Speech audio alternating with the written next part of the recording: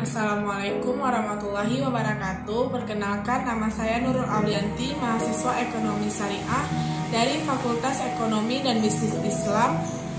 Di sini saya akan mereview artikel untuk memenuhi tugas KPM saya tahun 2021 dengan jenis KPM DR Prodi. Adapun artikel yang saya ingin review yang berjudul Perkembangan dan Pemikiran Uang dari Masa ke Masa. Artikel ini ditulis oleh Septi Ulansari, Sekretaris Moderator PA Tulung Agung. Artikel ini diterbitkan oleh An-Nisbah Vol 03 nomor 1 Oktober 2016. Adapun yang dibahas dalam pendahuluan artikel ini adalah uang.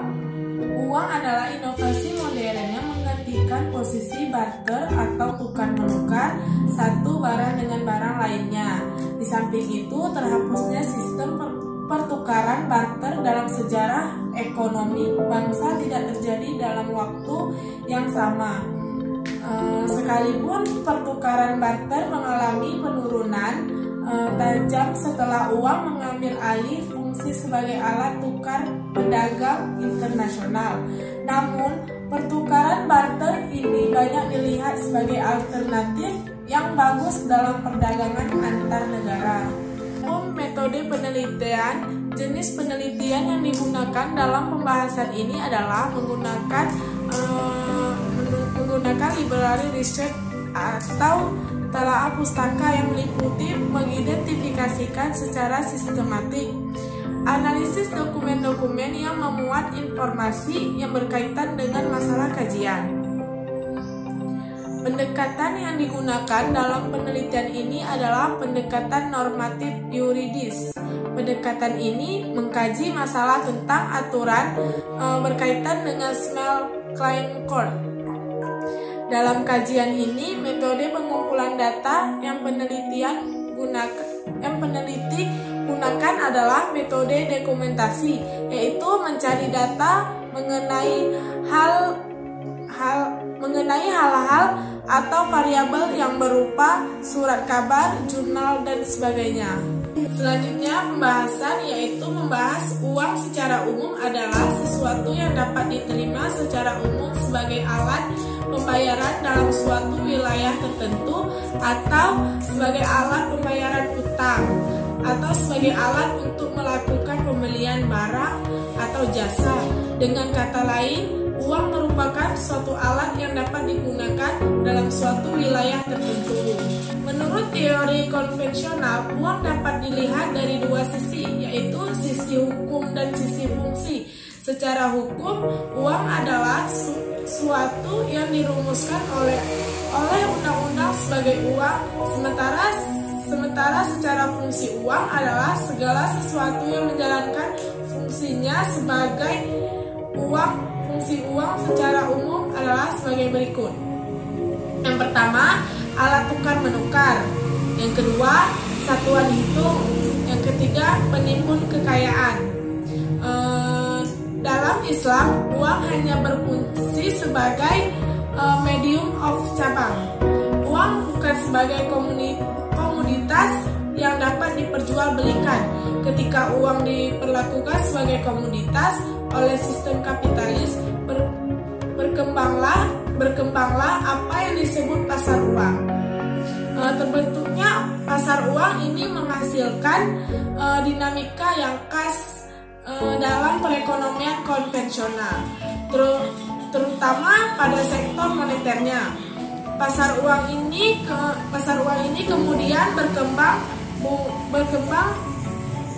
berkembang banyak sebagai harga dan dari produk-produknya, serta transaksi di pasar ini tidak berlandaskan motif transaksi real sepenuhnya, bahkan sebagai besar mengandung unsur spekulatif. Selanjutnya yang dibahas dalam artikel ini adalah sejarah perkembangan uang.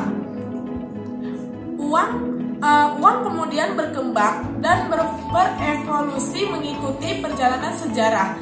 Dari inilah uang kemudian dikategorikan dalam 3 jenis, yaitu uang barang, uang kertas, dan uang gira atau uang kredit. pembahasan selanjutnya, asal-usul dan pentingnya uang.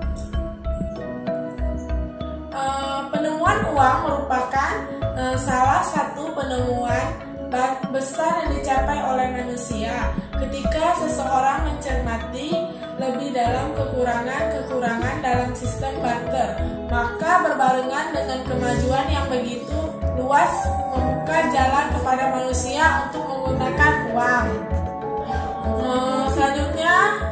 Selanjutnya uang di berbagai bangsa. Yang pertama, uang pada bangsa Lydia. Yang kedua, uang pada bangsa Yunani. Yang ketiga, uang pada bangsa Romawi. Dan yang keempat, uang pada bangsa Persia.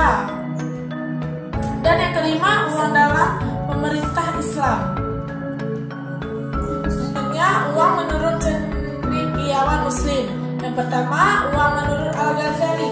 Dalam pandangan Al-Ghazali di dalam karya Ihya Ulum Al-Din, uang adalah nikmat Allah yang digunakan masyarakat sebagai mediasi atau alat untuk mendapatkan bermacam-macam kebutuhan hidupnya yang secara substansial tidak memiliki nilai apa-apa, tetapi sangat dibutuhkan manusia dalam upaya pemenuhan bermacam-macam kebutuhan mereka. Kedua, uang menurut Al-Maqrizi. Menurut Al-Maqrizi bahwa mata uang yang dapat diterima sebagai standar nilai baik menurut hukum, logika maupun tradisi hanya terdiri dari emas dan perak. Mata uang yang menggunakan selain emas dan perak dianggap tidak layak disebut sebagai mata uang. Selain itu juga Al-Maqrizi juga mengungkapkan bahwa uang bukan merupakan satu-satunya faktor yang mempengaruhi kenaikan harga. Menurutnya, penggunaan mata uang, emas, dan perak tidak serta-merta menghilangkan inflasi dalam perekonomian, karena inflasi juga dapat terjadi akibat faktor alam dan tindakan sewenang-wenang pengusaha. 3. Uang menurut Ibnu Khaldun. Menurut Ibnu Khaldun, dua logam yaitu emas dan perak adalah ukuran nilai. Logam-logam ini terdiri secara alamiah sebagai uang di mana nilainya tidak dipengaruhi oleh frekuensi subjektif. Allah menciptakan dua batuan logam tersebut, emas dan perak, sebagai ukuran nilai semua akumulasi modal. Emas dan peraklah yang dipilih untuk dianggap sebagai harta dan kekayaan oleh penduduk dunia. Adapun kelebihan pada jurnal ini, yang pertama, penulisan memaparkan dengan cukup jelas dan lengkap mulai dari pendahuluan, kemudian pembahasan, metode penelitian dan penutup yang berisi kesimpulan dari jurnal yang penulis buat. Yang kedua, penulisan jurnal ini teratur dan sesuai dengan kaidah pembuatan penulisan jurnal sesuai dengan template jurnal yang diterbitkan. Kata yang digunakan bersifat baku dan sesuai kamus EYD Bahasa Indonesia dan kalimat-kalimatnya mudah dipahami. Dan yang ketiga, penulisan juga menyertakan daftar pustaka. Adapun kekurangan dari jurnal ini, penulis kurang konsisten dalam hal pengetikan footnote, kemudian pengetikan di